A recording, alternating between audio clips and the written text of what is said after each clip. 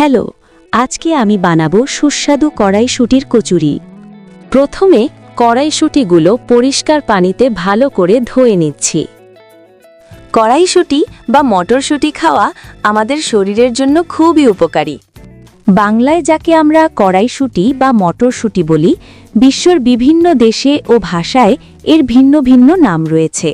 এবার 3টি কাঁচামরিচ ও 1 চামচ হলুদ দিয়ে দিলাম। এবার চুলা জ্বালিয়ে 2 মিনিট সিদ্ধ করে নেব। এইভাবে 2 থেকে 3 মিনিট সিদ্ধ করার পর কড়াইশুঁটিগুলো ভালোভাবে ছেঁকে নেব। দেখুন, কড়াইশুঁটি কি সুন্দর সিদ্ধ হয়েছে।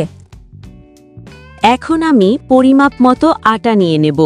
এরপর স্বাদ মতো লবণ যোগ করব এবং পরিমাপ অনুযায়ী তেল দিয়ে সব উপকরণ ভালোভাবে মাখাবো। এতে কচুরির আটা সমানভাবে মাখা হবে এবং রান্নার সময় আরও সুন্দরভাবে প্রস্তুত হবে। এখন পরিমাণ অনুযায়ী জল যোগ করব এবং আটাকে ভালোভাবে মেখে নেব। আটা মাখার সময় খেয়াল রাখব যেন এটি সমানভাবে নরম হয় এবং কোনো গুটিকা না থাকে। ভালোভাবে মাখা আটা পরবর্তীতে কচুরি বানাতে সুবিধা হবে, সহজে গড়া যাবে এবং রান্নার সময় তা সুন্দরভাবে সোনালি ও ক্রিস্পি হয়ে উঠবে। এতে কচুরির স্বাদ ও টেক্সচার দুটোই অনেক ভালো হবে। ভালোভাবে আটা মেখে নেব।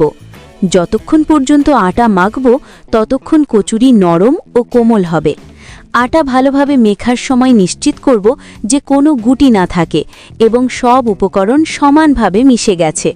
এতে কচুরি সহজে গড়া যাবে, আকার সুন্দর হবে এবং রান্নার সময় তা ক্রিস্পি হওয়ার পাশাপাশি ভেতরে নরম থাকবে। এখন আটায় তেল যোগ করব। তেল মেশালে আটা আরও নরম ও লচিকতা হয়ে যায়। এবার চুলা জ্বালিয়ে কড়াই বসিয়ে দেব।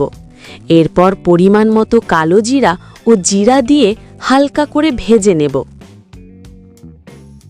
এখন আমি কালো জিরা ও জিরা শিলপাটায় ভালো করে বেটে নেব। এরপর কড়াইশুঁটিগুলো ভালোভাবে বেটে নেব যাতে মশলা ও শুঁটি সুন্দরভাবে মিশে যায় এবং কচুরির পুরটি আরও সুস্বাদু ও মজাদার হয়।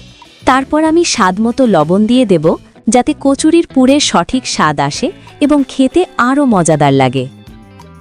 এখন আমি আটার ডোটাকে সুন্দর করে ছোট ছোট বলের আকারে তৈরি করে নেব।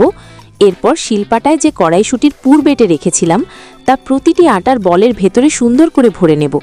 এভাবে পুর ভরে নিলে কচুরিগুলো দেখতে সুন্দর হবে এবং খেতেও অনেক বেশি মজাদার লাগবে।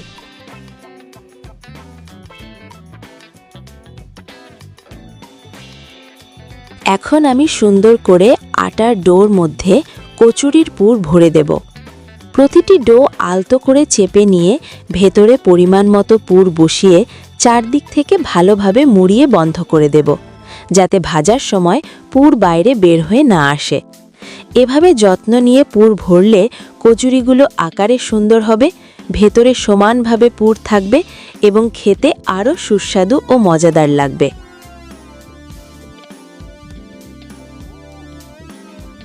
প্রতিটি আটার ডো নিয়ে ধীরে ধীরে চাপ দিয়ে মাঝখানে ফাঁকা জায়গা তৈরি করব। এরপর সেখানে পরিমাণ মতো কড়াইশুঁটির পুর দিয়ে চারপাশ থেকে আলতো করে মুড়িয়ে বন্ধ করে নেব। এভাবে যত্ন নিয়ে পুর ভরলে কচুরিগুলো ভাজার সময় ফেটে যাবে না, ভেতরে পুর সুন্দরভাবে থাকবে এবং খেতে হবে দারুণ।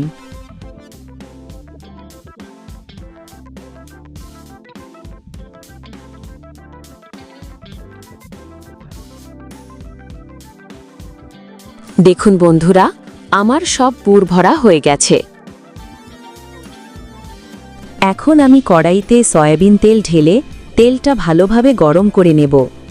তেল ঠিকমতো গরম হলে কচুরিগুলো ভাজলে সুন্দর সোনালি রং আসবে এবং খেতে হবে মচমচে ও সুস্বাদু।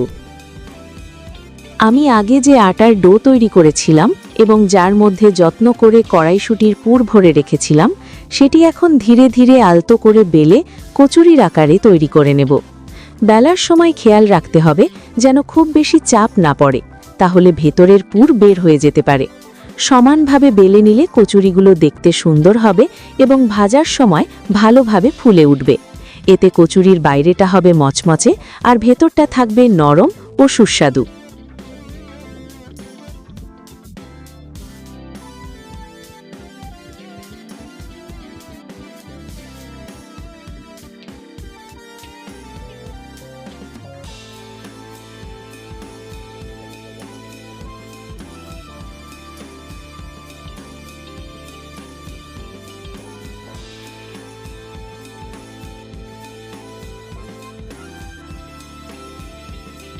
তেলটা ভালোভাবে গরম হয়ে গেছে। এখন আমি একে একে কচুরিগুলো সাবধানে গরম তেলের মধ্যে দিয়ে দেব। কচুরিগুলো দেওয়ার সময় খেয়াল রাখব যেন তেল ছিটকে না আসে। এরপর মাঝারি আছে ধীরে ধীরে ভাজতে থাকব এবং মাঝে মাঝে উল্টে পাল্টে নেব, যাতে দুপাশ সমানভাবে সোনালি রং ধারণ করে। ঠিকমতো ভাজা হলে কচুরিগুলো ফুলে উঠবে, বাইরে হবে মচমচে আর ভেতরে থাকবে নরম ও সুস্বাদু, যা খেতে হবে একদম দারুণ।